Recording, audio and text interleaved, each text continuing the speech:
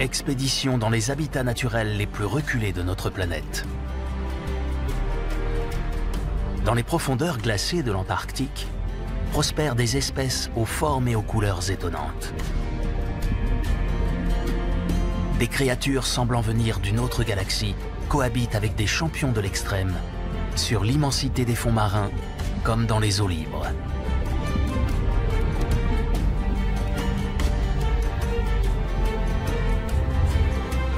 Cette plongée scientifique a pour objectif la recherche et l'étude de ces êtres bizarres, souvent très grand format.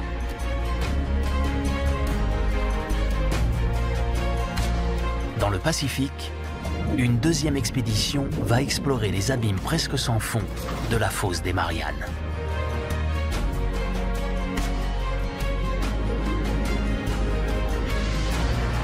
À l'aide des techniques les plus récentes, les scientifiques partent à la découverte d'êtres vivants à plus de 10 km sous la surface de l'océan, au point le plus profond de la croûte terrestre, où règne une pression énorme.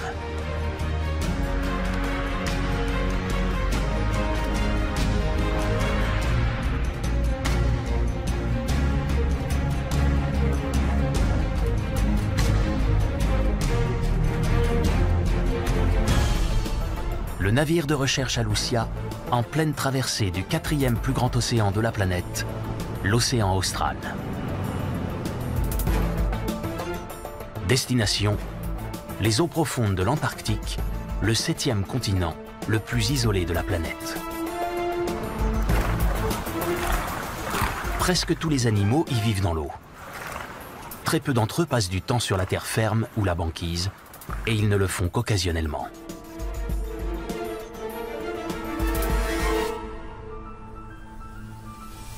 Les falaises tombent de 500 mètres dans la mer et le socle du plateau continental chute ensuite à 4000 mètres dans les profondeurs.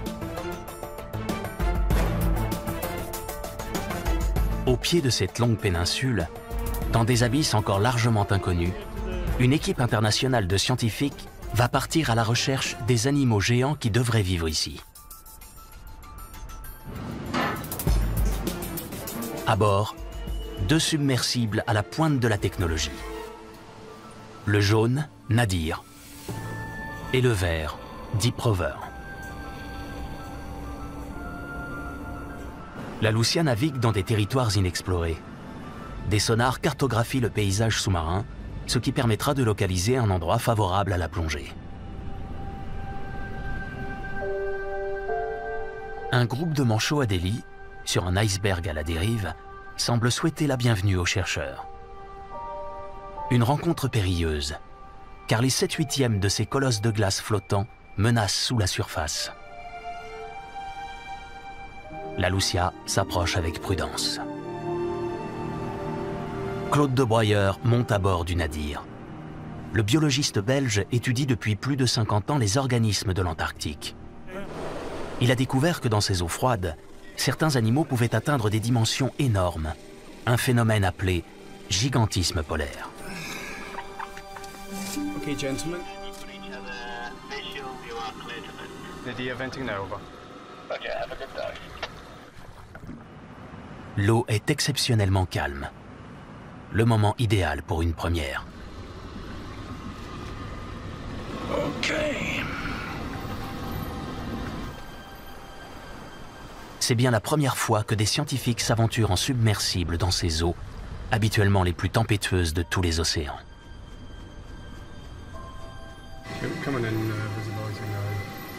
Cette manœuvre tout près d'un iceberg, attirante mais risquée, serait impossible par forte houle.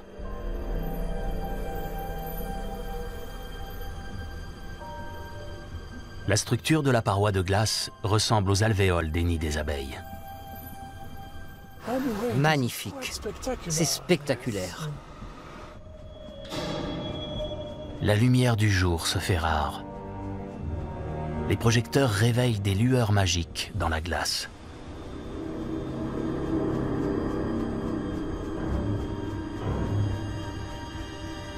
Après 50 mètres de plongée, apparaît le bas de l'iceberg, une vision des plus étranges.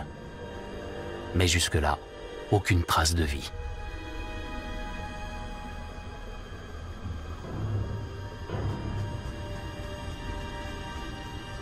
La descente se fait ensuite dans l'obscurité.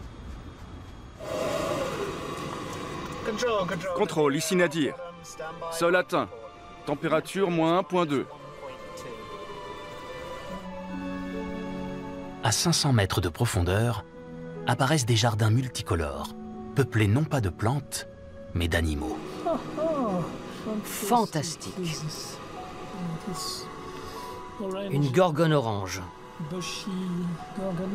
Des acidies coloniales. De différentes formes.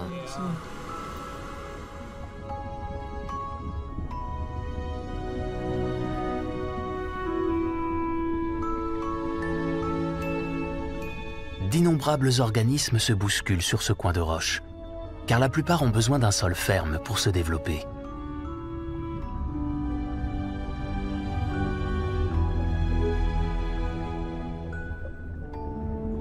Les comatules sont plus à l'aise. C'est fascinant de voir comment ils coordonnent tous leurs bras. Les bras barbulés des comatules servent à se ravitailler en plancton, mais aussi à nager. Des appendices, les cires, leur permettent de s'accrocher ou même de marcher. Les grosses acidies, en revanche, ne changent pas de place. Fixées à leur support, elles filtrent l'eau pour absorber de minuscules organismes. Les cochons de mer cherchent activement de la nourriture, mais au ralenti.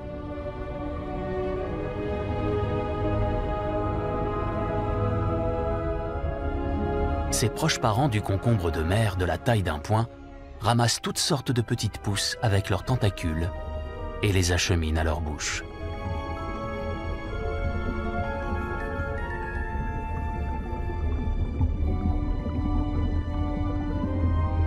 Une lenteur qui permet d'économiser de l'énergie.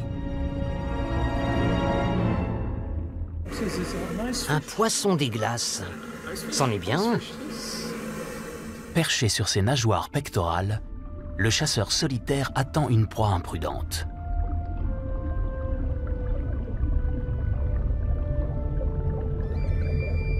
Au moins 120 espèces de poissons des glaces de l'Antarctique ont été répertoriées. Comme les autres, le poisson crocodile n'a pas de vessie natatoire. De grands ailerons lui assurent la flottabilité nécessaire. Avec leur sang incolore, les poissons des glaces sont transparents.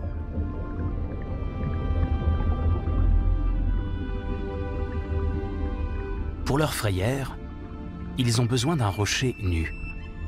Ce dernier, ainsi que les œufs, sont surveillés de près, car ils sont très convoités. Là, une grosse étoile de mer, tu as vu sa taille? Ah oui. Presque 50 cm de diamètre et probablement plusieurs kilos. Et une étoile de mer encore plus grande. Pour Claude, ce sont les premiers exemples de gigantisme de l'Antarctique. Là, sur l'éponge. Une étoile de mer a escaladé une imposante éponge. Ce genre d'éponge peut atteindre 50 cm de haut, et même 1 mètre à certains endroits.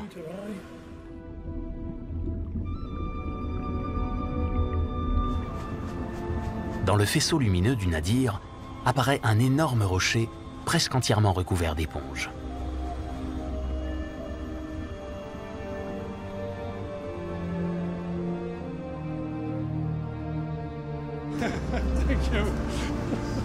C'était incroyable. Les rochers étaient entièrement couverts. Pas un seul centimètre carré sans animaux. Sur les 300-400 mètres, tout était plein. Désolé, je suis encore un peu...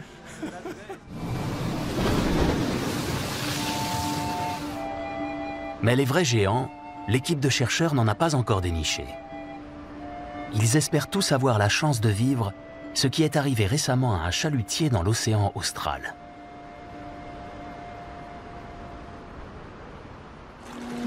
En tirant une palangre, un énorme calmar colossal est arrivé à la surface. Il avait attrapé un poisson et s'y accrochait fermement.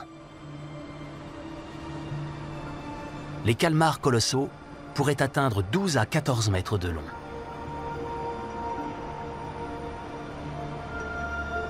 Leurs forts tentacules ne sont pas seulement dotés de ventouses, mais aussi de crochets. Des crochets parfaits pour bloquer des proies glissantes. Disposés sur 2 rangées en décalé, ils peuvent être dirigés séparément dans toutes les directions et ne laissent passer aucune proie.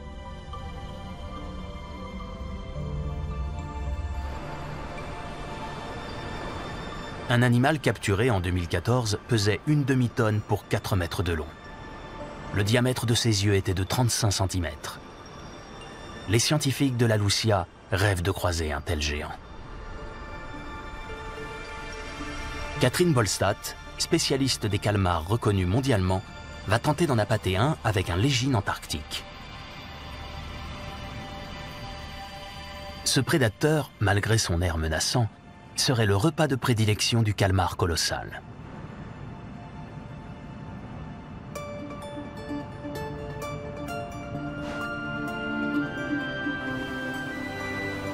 La biologiste néo-zélandaise part à la chasse aux géants à bord du navire.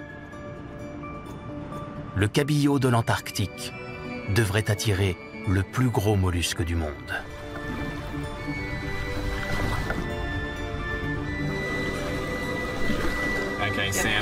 Ok, tout va bien.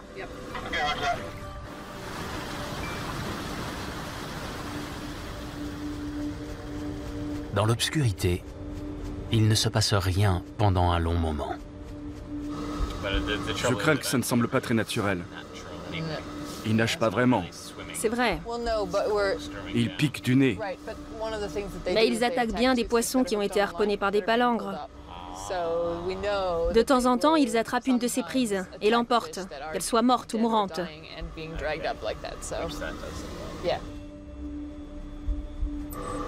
Contrôle ici Nadir. Profondeur 450 mètres, en descente. Terminé.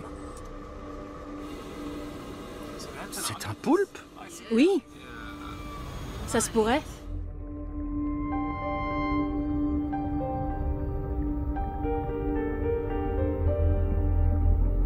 Une pieuvre Dumbo. Elle doit son nom à ses nageoires qui rappellent les oreilles de l'éléphant volant de Disney.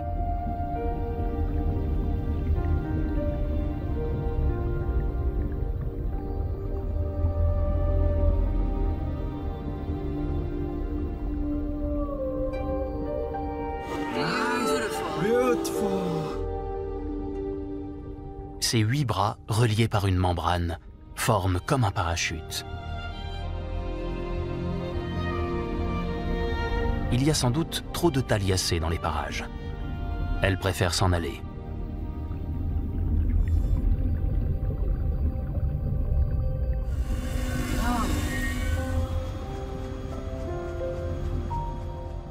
Ce n'est pas un calmar colossal, mais ce géant n'en est pas moins impressionnant. Ses 4 tentacules font bien 10 mètres de long. Cette méduse géante, une Stugiomedusa gigantea, doit peser dans les 80 à 100 kilos.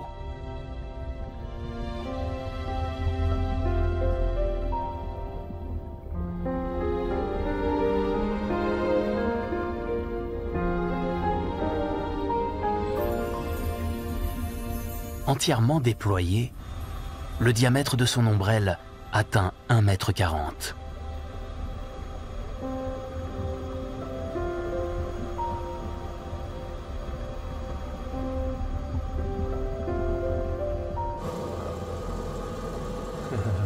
Combien de personnes ont pu voir ça?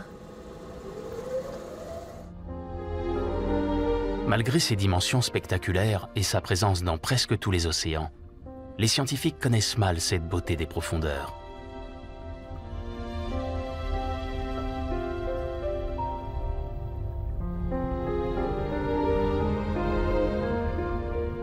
Comment attrape-t-elle des proies avec ses tentacules souples?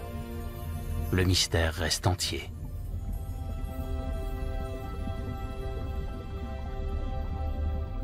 Aucun produit urticant n'a été trouvé sur ces voiles ondulants. Une fois de plus, la méduse géante emporte ses secrets dans les abysses de l'Antarctique.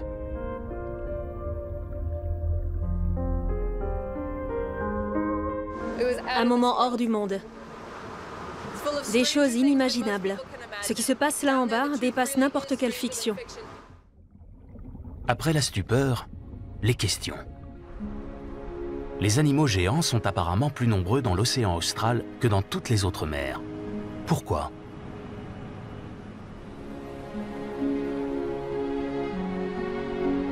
Plusieurs spécialistes pensent que la raison se trouverait dans les courants.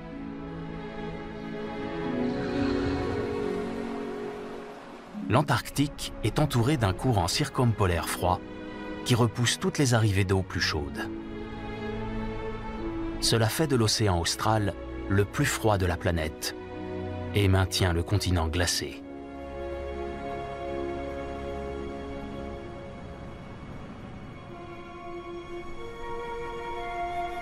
L'eau froide est plus riche en oxygène, ce qui fait que la taille de certaines espèces augmente, de même que la population de certaines autres. La biologiste Margaret Emsler s'intéresse plutôt au nombre d'individus qu'à leur taille. À environ 11 heures. Ah oui, je les vois.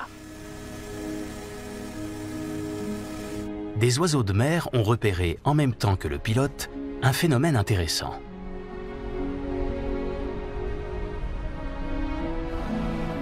Ce ne sont pas les techniques de chasse des baleines à bosse qui intéressent les oiseaux et la chercheuse.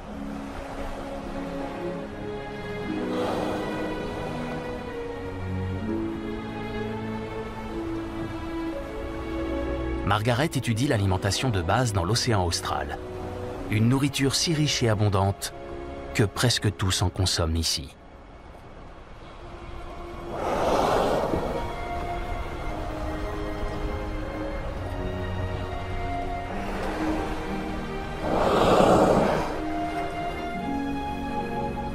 Les mammifères expulsent de l'air à intervalles réguliers. Ensemble, ils construisent ainsi un fin rideau de bulles qu'ils resserrent comme une sorte de filet.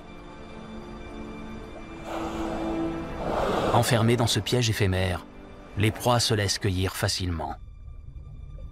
Il s'agit de krill. Le krill antarctique est une crevette bioluminescente qui mesure au maximum 6 cm.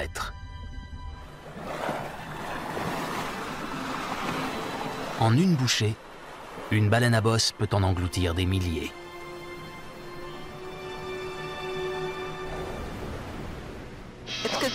Le krill est l'espèce la plus importante dans l'océan austral. Une espèce vitale pour tout l'écosystème. Il est comme les fondations d'une maison. Je suis très impatiente de plonger avec le submersible. J'espère que nous serons entourés de krill, que ce soit à la surface ou au fond.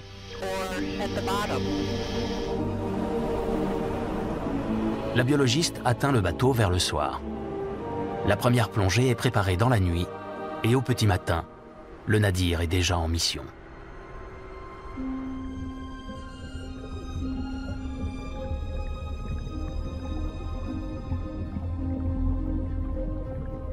Certes, le krill se manifeste en nombre, mais il n'est pas si facile que ça à trouver. Un krill, notre premier krill. Il est un peu seul. Où sont les autres? Les voilà.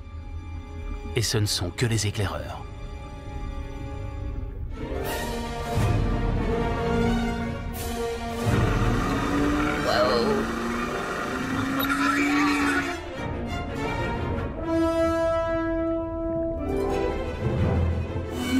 C'est incroyable.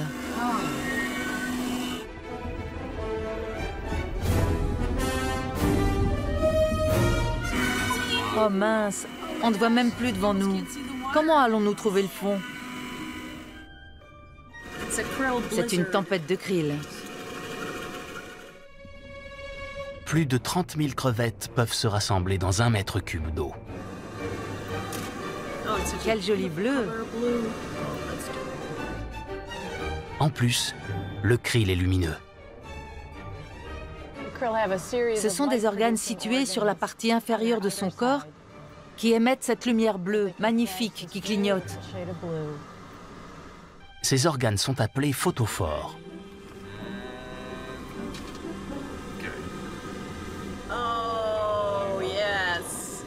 Regarde tous ces photophores en action.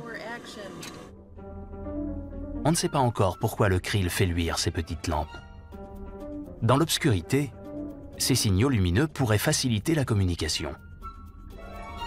C'est peut-être aussi pour les animaux une façon de se dissimuler en se faisant passer pour des touches de lumière résiduelles venues d'en haut.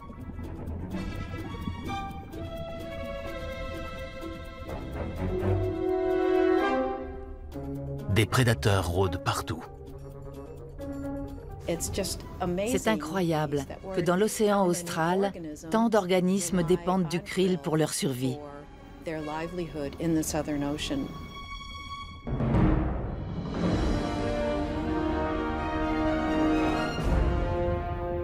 Mais même si les chasseurs sont nombreux, les populations de krill ne sont pas mises en péril. Les eaux de l'Antarctique recèleraient quelques 500 millions de tonnes de ces petites crevettes. Elles trouvent leur nourriture sous la glace, du phytoplancton et surtout des algues.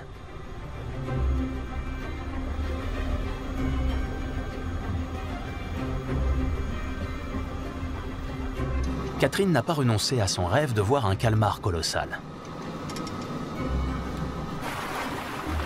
Elle va tenter sa chance à un autre endroit.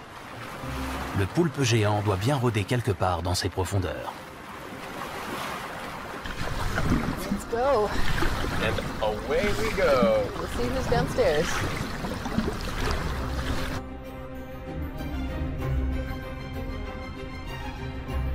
Cette fois, le submersible descendra jusqu'à sa profondeur limite, 1000 mètres. Contrôle ici navire. La réception est claire et nette. Au sol, 9, 6, 5 mètres. Filmé par rover. Un squelette de baleine est apparu dans les projecteurs du Nadir et du Deep Rover. Les cadavres de baleines sont de véritables oasis dans cet immense désert des abysses.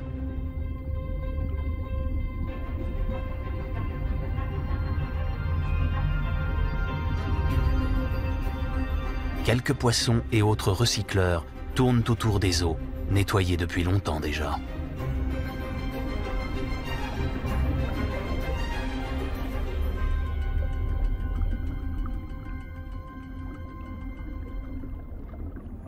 Un calmar!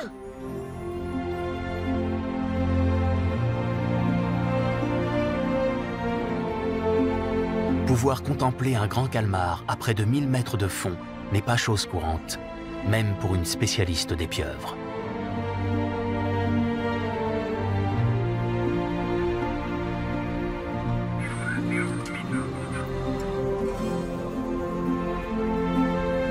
Ce n'est pas encore l'animal recherché.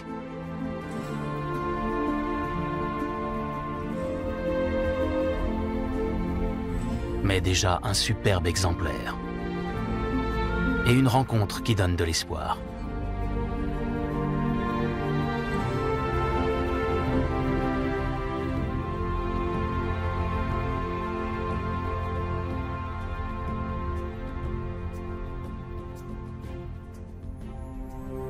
L'équipe ne manque pas cette occasion unique de filmer un calmar à long bras qui mesure environ 2 mètres.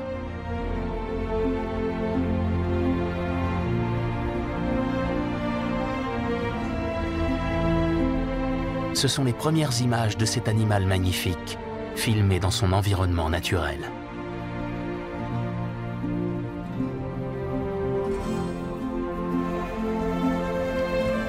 T'as vu la taille de ce bonhomme?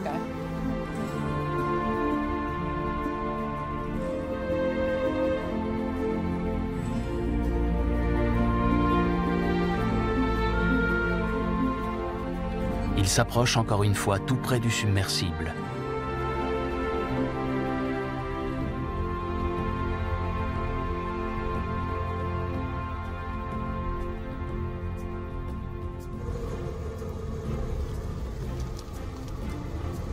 Et c'est le temps des adieux. Après 8 heures de plongée, le Nadir doit remonter et le calmar disparaît dans les eaux de l'Antarctique.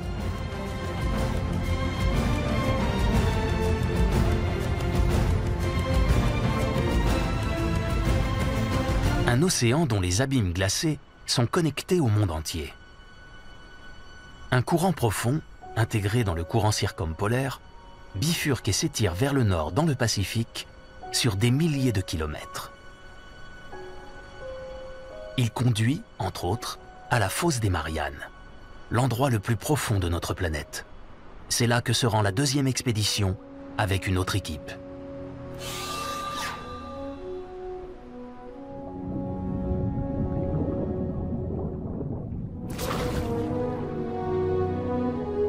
Les profondeurs de l'océan Pacifique sont traversées par un système vaste et complexe de fossés et de canyons habités par des êtres étranges et mystérieux.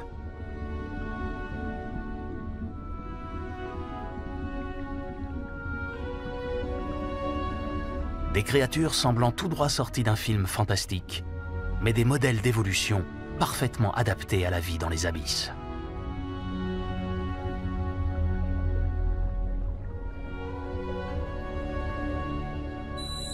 Beaucoup disposent de leur propre éclairage. Plus spectaculaire encore, le Macropina microstoma, un poisson à tête transparente et gros yeux tubulaires. La plupart de ces individus vivent jusqu'à 1000 ou 2000 mètres de profondeur.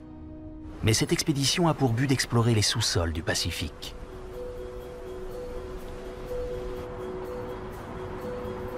À l'aide d'équipements robotisés et de matériel de tournage résistant à la pression, les scientifiques veulent découvrir s'il y a de la vie dans les gouffres quasi sans fond de la fosse des Mariannes. Et si oui, quels sont ses habitants?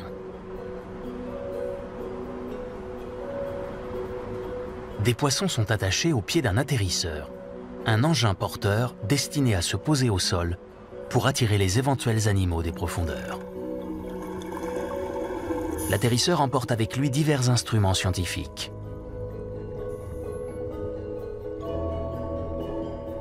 Après une descente de 3h30, l'engin atterrit à plus de 8 km de la surface.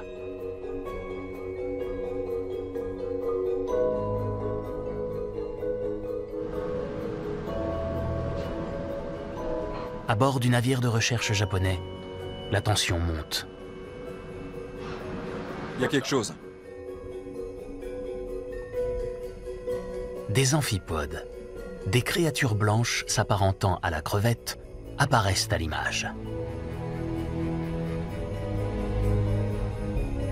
L'énorme pression, 800 fois plus forte qu'à la surface, ne semble pas affecter les petites bêtes de 3 cm. Quelques heures plus tard, un nombre impressionnant d'amphipodes fait un festin des poissons appâts.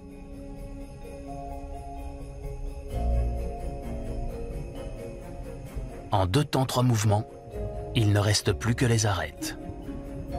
On sait que certains amphipodes peuvent engloutir en une nuit le contenu entier d'un filet de pêche. Quand soudain, une apparition. Après 18 heures, un poisson surgit de nulle part.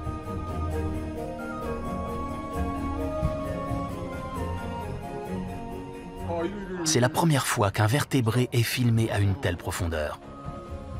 8178 mètres sous le niveau de la mer. Un record.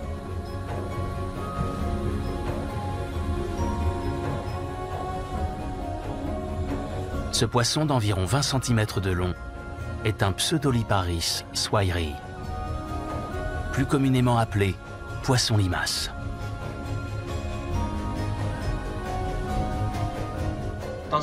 Pour les biologistes, c'est une découverte exceptionnelle.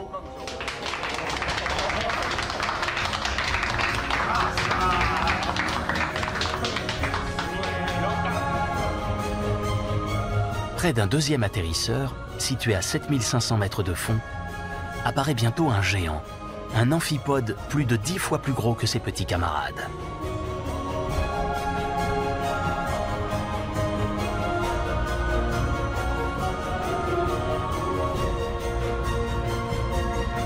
Et toute une bande de poissons limaces vient à la rescousse. Mais bizarrement, ils ne s'intéressent pas aux appâts. Il tournicote autour et semble chercher autre chose.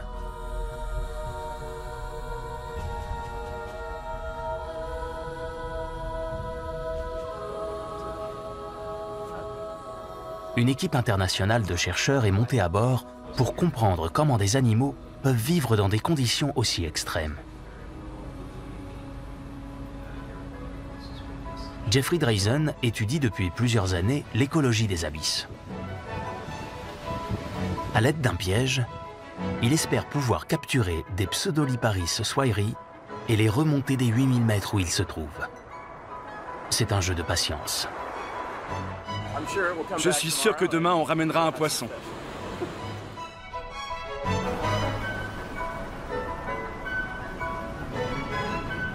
Et en effet, le lendemain, une prise est annoncée.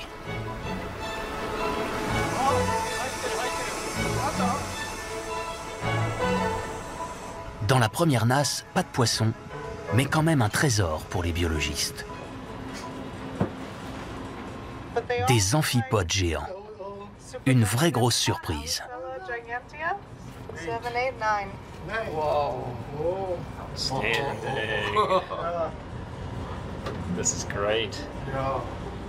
Avec plus de 30 cm de long, c'est un exemplaire de l'espèce d'amphipode la plus grande au monde. Comme presque tous les crustacés, une carapace rigide le protège. Une deuxième nasse et une nouvelle occasion de se réjouir. Cette fois, un Pseudoliparis swahili est remonté à bord. Une prise inestimable pour les scientifiques.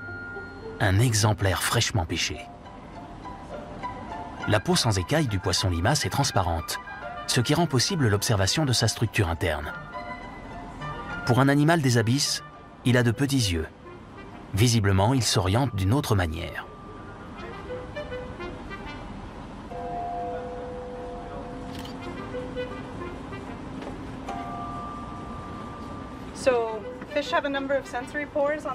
Un examen plus approfondi montre que sa bouche est entourée d'antennes. Celles-ci captent la moindre vibration de l'eau et l'aident ainsi à repérer des proies.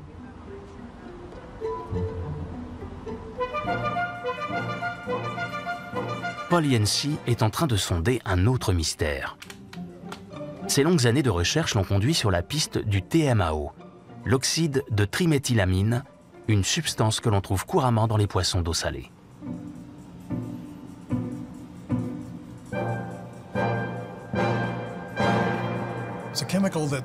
La plupart des gens qui sont allés sur un marché aux poissons connaissent ce produit chimique.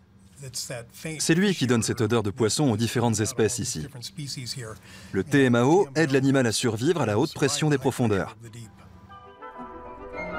Paul a découvert que les poissons des abysses contiennent beaucoup de TMAO et que les doses sont particulièrement élevées chez les poissons limaces des Mariannes. Ce qui laisse penser que ces espèces sont les plus adaptées à la vie dans les profondeurs extrêmes.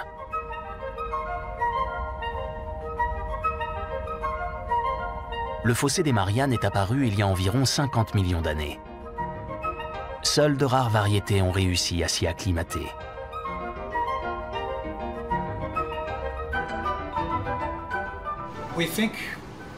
Nous pensons que les poissons se sont développés dans les eaux peu profondes et que la plupart d'entre eux n'ont pas réussi à s'adapter aux abysses. Il est très difficile pour les animaux de résister à la pression. Il a donc fallu des millions d'années pour que certaines espèces accèdent aux profondeurs.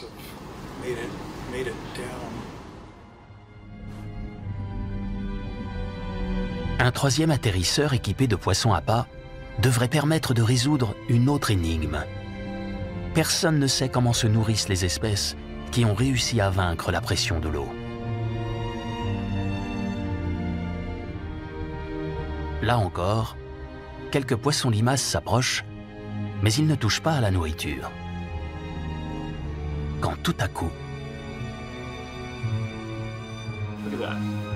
la preuve est là. Les poissons limaces mangent les amphipodes et leurs solides carapaces.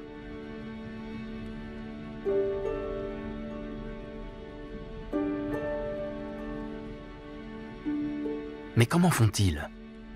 Ces spécimens ont pourtant l'air d'inoffensifs têtards.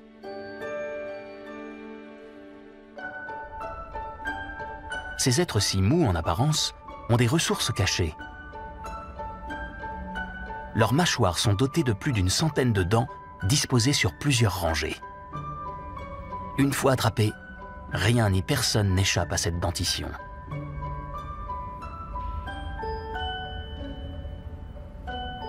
Une deuxième série de dents acérées attend la proie au fond de son larynx.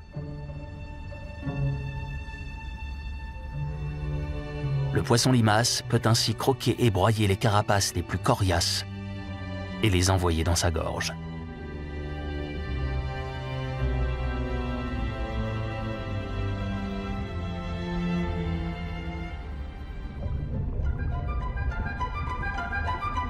Dans la fosse des Mariannes, les amphipodes sont sans aucun doute la principale source de nourriture des Pseudoliparis swayri.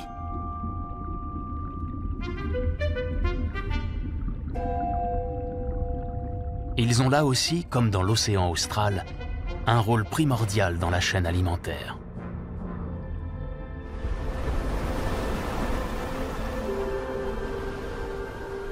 Le bateau de recherche a atteint une certaine position. À partir de là, l'équipe espère trouver un endroit précis des courants des profondeurs.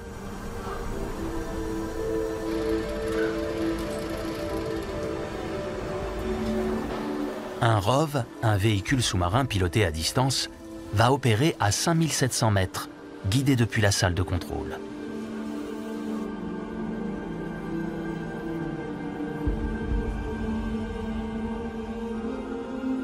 La réussite de la manœuvre est incertaine.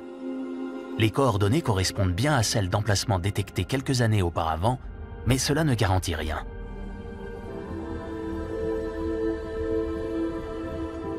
Le ROV contourne un rocher et envoie à bord des images d'un monde enchanté.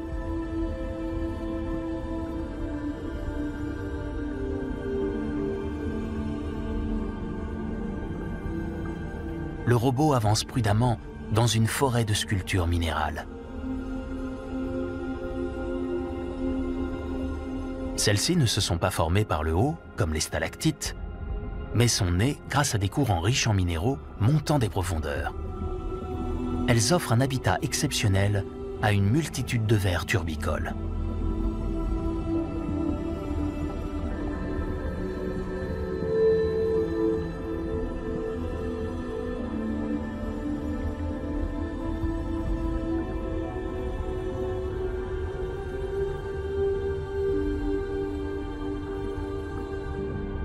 Sur le sol, de grands coquillages blancs observés pour la première fois dans la fosse des Mariannes.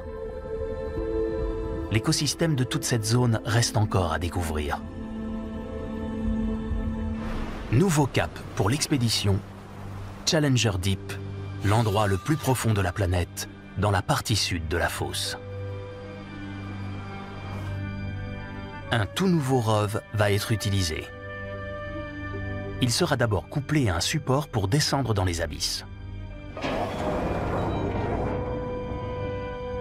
Après 7 km, le véhicule sous-marin se détachera du porteur et continuera sa plongée jusqu'au fond. Il ne sera plus relié au support que par une fibre optique de quelques millimètres d'épaisseur. Ce petit ROV, très maniable, devra examiner le fond de l'océan en se déplaçant d'un endroit à l'autre.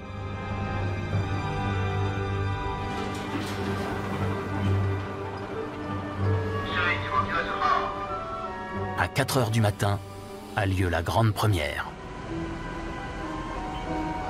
L'opération est lancée.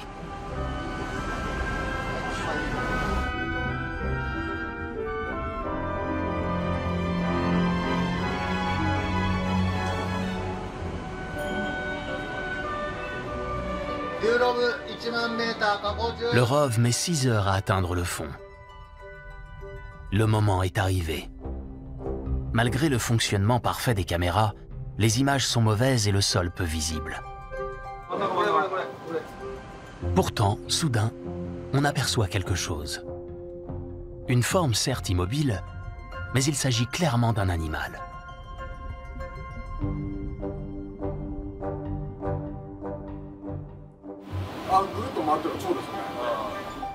Le robot en trouve d'autres exemplaires. Il semblerait que ces individus soient des concombres de mer, des cousins des étoiles de mer et des oursins. C'est la première fois que les biologistes voient un tel spécimen. Selon toute probabilité, cette espèce se nourrit, comme les cochons de mer de l'Antarctique, de matières organiques sédimentaires. En regardant de plus près, un autre petit animal tout blanc se détache. Un amphipode. Hiroshi Kitasato a fait d'intéressantes découvertes à son sujet.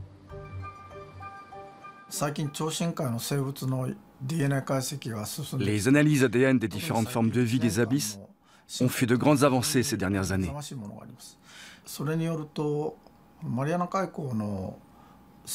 Les résultats ont montré que ces animaux proviennent des eaux de l'Antarctique.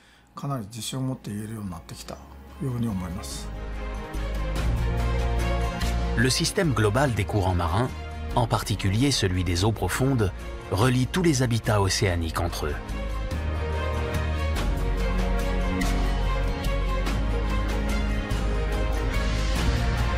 Les créatures marines déploient une variété de formes et de couleurs étonnantes. Mais jusqu'à aujourd'hui, nous ne savons pas grand-chose des relations complexes qui les unissent.